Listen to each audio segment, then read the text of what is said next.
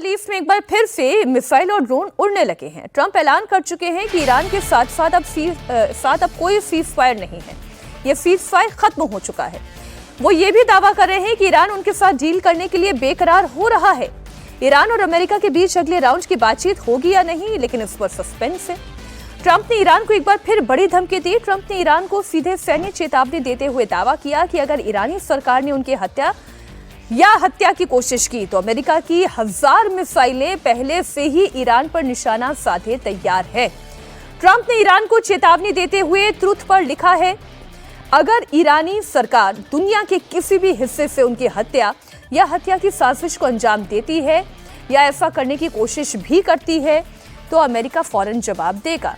Trump ने दावा किया कि 1000 मिसाइलें पहले से ही ईरान की ओर निशाना साधे तैयार है और जरूरत पड़ने पर हजारों मिसाइलें फौरन तैनात की जाएंगी। ट्रंप ने आगे ये कहा है कि अमेरिकी सेना को पहले ही आदेश दिए जा चुके हैं और जरूरत पड़ने पर ईरान के हर हिस्से को पूरी तरह से तबाह करने की क्षमता उनके पास है।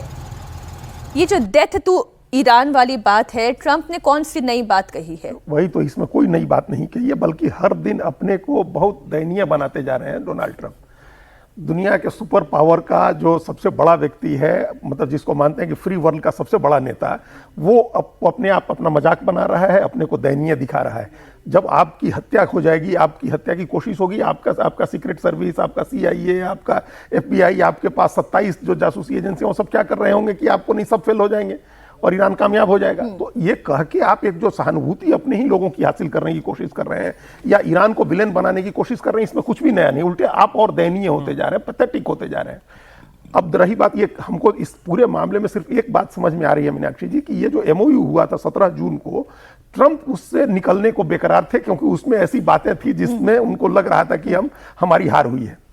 वो उससे निकलना चाह रहे थे। 28 जो लाख करोड़ रुपए का पैकेज देने की बात हो, या अपना इनको परमाणु वाले मामले पर उसको बंद नहीं कराने की बात हो, होर्मुज खोलने की बात हो, फ्रीज जो संपत्ति फ्रीज है वो खोलने की बात, इन सब चीजों पर लग रहा था कि निकल के और नए सिरे से कि MOU हम डिस्कस करें। तो अब ये जो बात हो रही है, 18 तारीख को बात होने की चर्चा हो रही है, 18 जुलाई की होती है नहीं होती है, लेकिन अब ये है कि नया MOU बने। ट्रंप अब उसको खत्म कर दिया, सीज फायर अब समाप्त हो गया 17 जून वाला, अब नया MOU बने, इसकी तैयारी में वो लगे हुए। ये जो शुरू से फिर से शुरू करने की बात डोनाल्ड ट्रंप कर रहे हैं, इसमें ईरान की बेकरारी है या नहीं, ऐसा कुछ दिखाई नहीं दे रहा है, क्योंकि अभी जितनी भी बातें हो रही हैं वो डोनाल्ड ट्रंप के ही जरिए एक तरफा बातें निकलकर सामने आ रही है।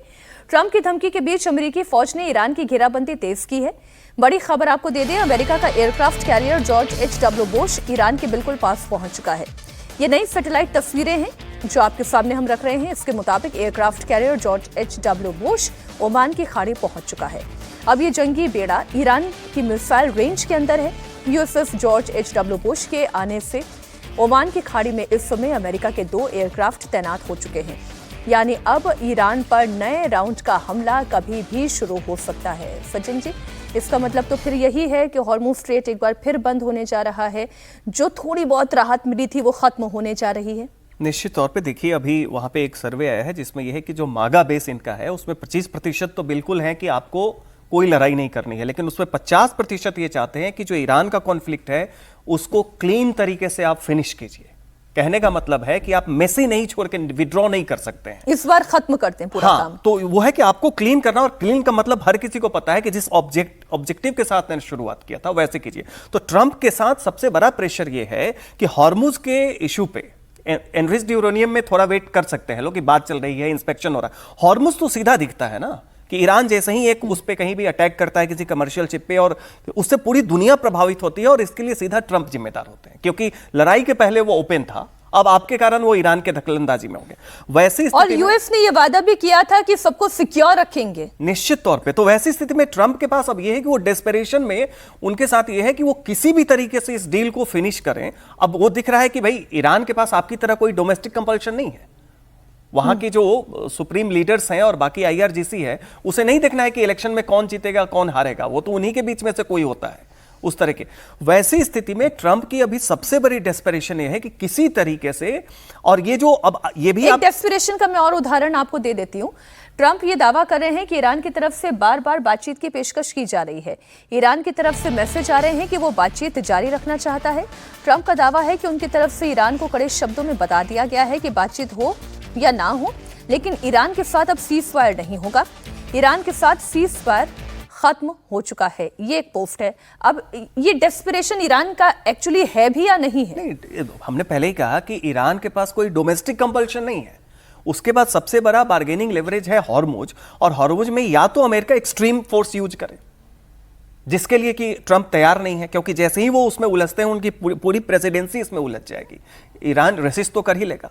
वैसी स्थिति में ट्रंप इतनी बुरी तरीके से उलझ गए हैं कि वो चाहते हैं कि ईरान बार्गेनिंग लेवरेज ले ले और नेगोशिएशन में अपना लेवरेज लेने के लिए अमेरिका जितना अंदर इस युद्ध के जाएगा उतना बाकी उसके अलाय खाड़ी देशों के लिए मुसीबत पैदा होगी। निश्चित तौर पे, चूंकि ईरान की स्ट्रेटजी है कि वल्नरेबल पॉइंट को अटैक करो, वो सऊदी अरब, वो कुवैत, बहरीन, सबको खत्म कर देगा। सब पे, अमेरिका के ठिकानों पे, और वो बैलिस्टिक मिसाइल है उनके पास, उतना तो उनके पास है ही है। और नहीं भी होगा तो बहुत कुछ रशिया वगैरह के इसमें देखिए सबसे ज्यादा फायदा फिर से अगर शुरू हो जाए तो रशिया को फिर से एक लीज ऑफ लाइफ मिल जा रही है, जो ऐसा लग रहा था कि अब सारा प्रेशर रशिया के ऊपर आएगा यूक्रेन मसले को लेके। तो इतना तय है कि हॉर्मुज स्ट्रेट पर खतरा अभी भी मंडरा रहा है।